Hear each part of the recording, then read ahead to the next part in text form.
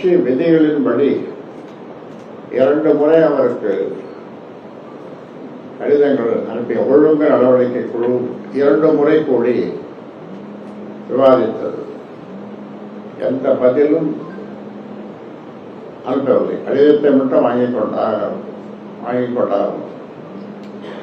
பதில் எதுவும் சொல்லவில்லை, அனுப்பவில்லை, நேரிலும் வரவில்லை, தொலைபேசியிலும் பேசவில்லை. அதனாலே வேறு வழியின்றி நாங்கள்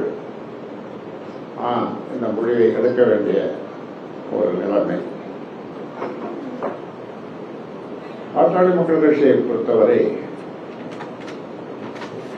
இது பாட்டாளி மக்கள் கட்சிக்கு பின்னடைவு என்று சிலர் சொல்லலாம். இது பின்னடைவு கிடையாது.